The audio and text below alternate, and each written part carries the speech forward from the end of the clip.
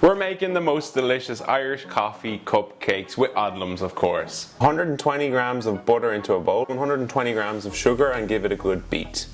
Add 2 eggs, teaspoon of the Odlums baking powder, 150 grams of the new Odlums cream plain super flour. Add a dash of milk. Add 3 tablespoons of the Wobbler and Wren coffee to a coffee press. Once cooled, add it to the mix. Place them into some bun cases and bake at 180 degrees for 20 minutes.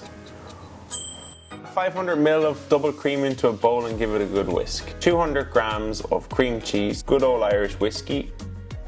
Pipe on top of the cupcakes, followed by a little dusting of the Wobbler and Wren coffee.